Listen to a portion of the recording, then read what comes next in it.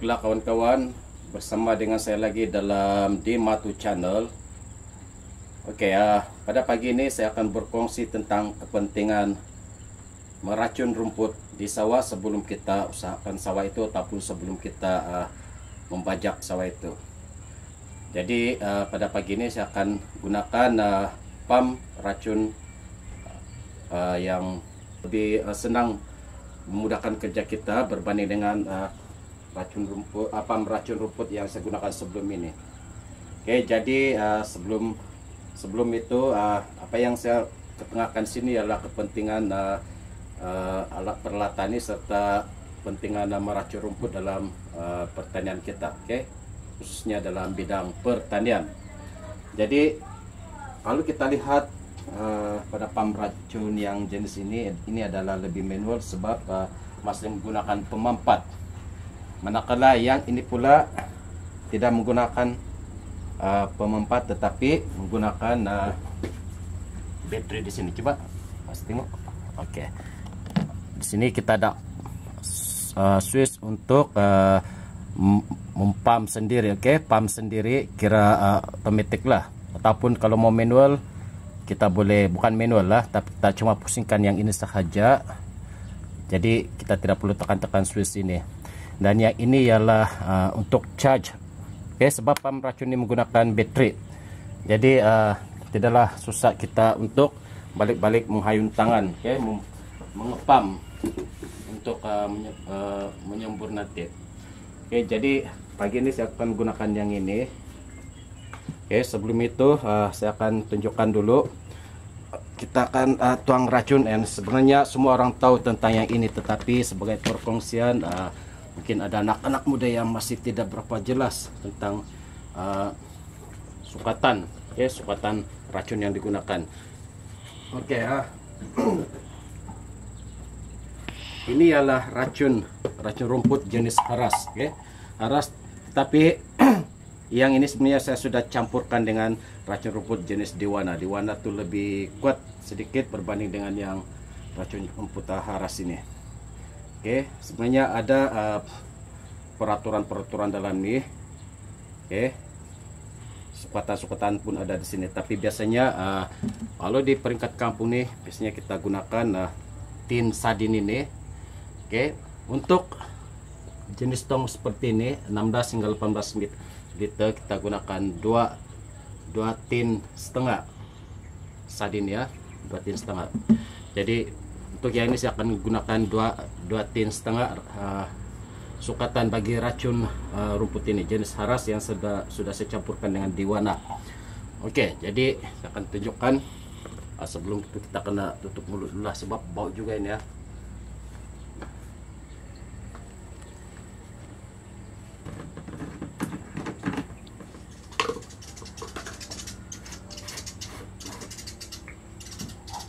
Yang ini sebelum kita campurkan dengan air, kita masukkan dahulu racun ini.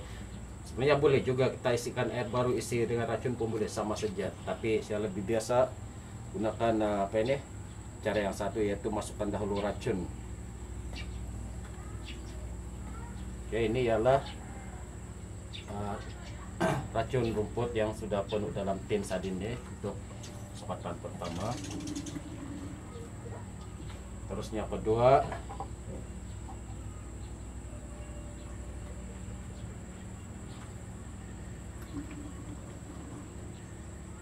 seterusnya yang ketiga kali ini saya gunakan sukatan setengah saja.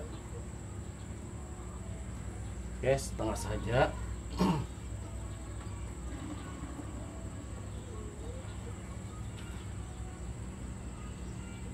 Oke.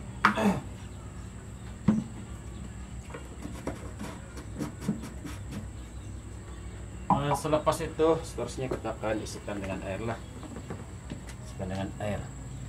Kalau boleh jangan buka penutup ini saringan ini sebab ini akan menghalang benda-benda yang boleh menyebabkan semburan itu tersumbat. Okay.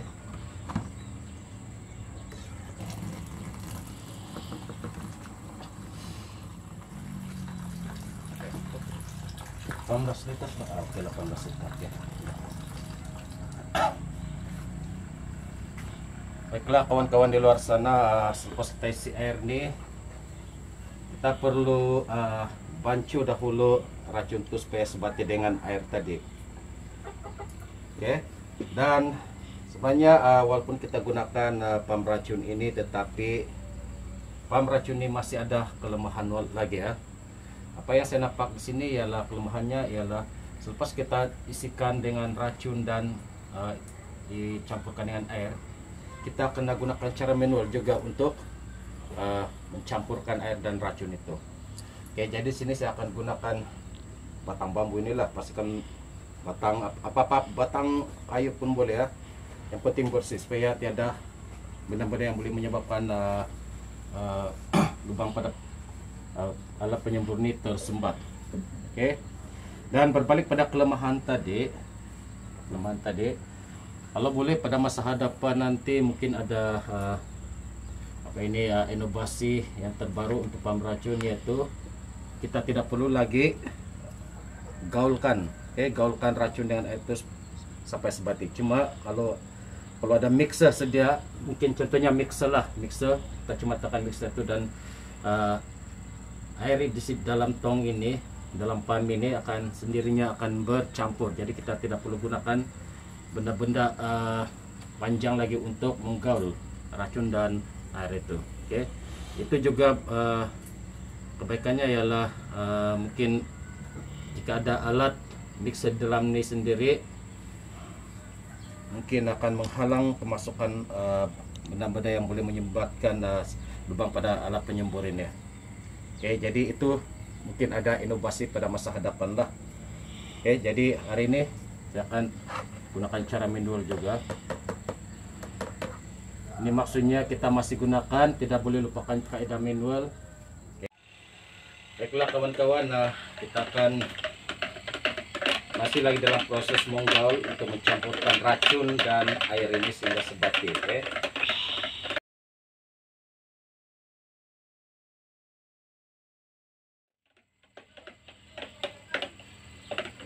Mungkin kita boleh gunakan mixer yang untuk menggaul semen itu, tapi di sini kita akan cari yang kecil lah, masukkan saja, mungkin itu lebih cepat.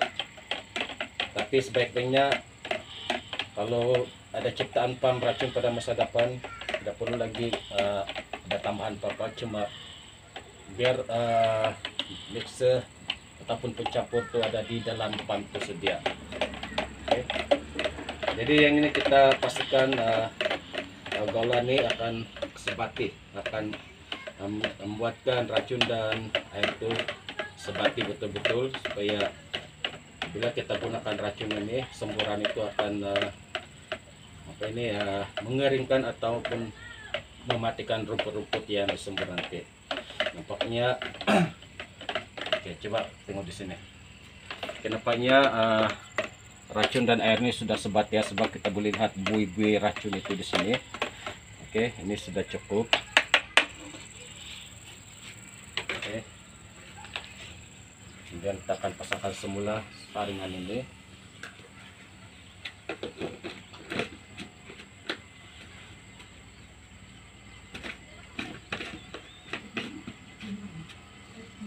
Oke, manakan seakan racun di sawah, rumput-rumput di sawah, jadi saya akan panjangkan sedia batang penyembur inilah bagi memudahkan penyemburan, supaya radius semburan itu lebih luas berbanding dengan yang manual tuh. Ini yang kebaikannya, ini boleh dipanjangkan lah, jadi kita pun boleh sembur agak jauh berbanding dengan yang manual. Oke, untuk pengetahuan kawan-kawan di luar sana, bagi saya ini ialah permatang sawah. Jadi bagi saya tidak akan meracun permatang ini, sebab ini melihat pada jenis tanah di kawasan tanah padi, sawah padi saya. Jenis tanah di sini ialah berpasir. Jadi kalau diracun racun nanti, dan bila kita gunakan racun yang kuat, permatang ini akan mudah runtuh ataupun jadi lembek lah apabila air ditakungkan dalam sawah. Jadi saya memilih untuk tidak meracun permatang ini, biar saya potong saja. Oke, sebab seperti pengalaman pada yang tahun-tahun lepas, bila saya sembur sejak permatang ini akan runtuh. Tetapi ini berlainan dengan permatang jenis tanah hitam, yang bukan dari pasir. Itu bolehlah diracun, sebab itu lebih tahan berbanding dengan pasir. Oke, sebenarnya rumput-rumput di permatang ini adalah penahan kepada permatang itu, bentuk permatang itu. Oke, jadi kita selain itu sebenarnya kita boleh kita sembur juga dengan racun, tapi kita gunakan racun yang setakat untuk mengeringkan daun saja, tetapi tidak sampai ke akar. Oke, dulu ada jenis racun rumput yang dikenal sebagai paraquat. Racun paraquat ini dia cuma berfungsi untuk mengeringkan daun-daun, tetapi tidak sampai kepada akar rumput itu. Jadi itu sesuai digunakan di bagian permatang. Lalu kita gunakan racun jenis haras diwana komik. Racun jenis ini kuat, apalagi kalau kita campurkan dengan alai. Oke, jadi itulah, saya tidak meracun permatang ini, cuma saya racun pada bahagian kawasan sawah itu, petak sawah sahaja. Yang ini saya akan potong gunakan keras kata kemudian. Baiklah kawan-kawan, sekarang ini saya dalam proses meracun rumput-rumput di sawah ini. Jadi berbalik pada kepentingan perkongsian dalam video pada hari ini ialah sebenarnya pentingnya kita meracun rumput-rumput ini supaya apabila kita membajak ataupun mengusahakan sawah nanti, rumput-rumput ini telah pun mati, dan apabila ditanam dengan padi nanti, benih padi, rumput-rumput ini lambat tumbuh. Oke, kalau kita gunakan racun yang kuat sedikit tuh mungkin memang rumput itu tidak akan tumbuh lah, sebab air pun sudah bertakung dalam sawah ini. Oke, jadi pentingan meracun ini adalah memudahkan kita membuat kerja. Biasanya selepas kita racuni dan kita tunggu mungkin dalam beberapa minggu ataupun mungkin sebulan, jadi kerja kita akan mudah. Tinggal kita, mungkin bagi saya tidak perlu potong lah, bakar saja. Oke, yang penting sawah ini dalam keadaan kering lah. Boleh juga kita potong, tetapi kerja kita akan menjadi 2 kali pulaan. Sudah diracun, potong lagi. Bagus kita racun, bakar, dan terus pajak terus. Oke, kemudian masukkan air dan biarkan air itu bertakung sehingga padi yang disemai itu akan sampai sebulan, dan boleh kita tanam pindahkan ke sawah pula. Oke, jadi kawan-kawan di luar sana, inilah pentingan meracuni dalam aktiviti pertanian. Tidak kira di sawah kah, di kebun-kebun, sama ada meracun di kawasan di kawasan kelapa sawit kah, getah, ataupun racun biasa saja pun sebenarnya tujuannya adalah sama, yaitu kita memudahkan kerja kita dalam membersihkan suatu kawasan itu. Baiklah kawan-kawan, sekarang ini saya akan tunjukkan meracun rumput di sini.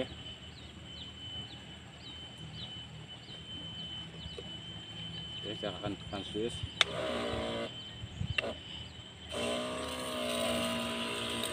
Nampak kah?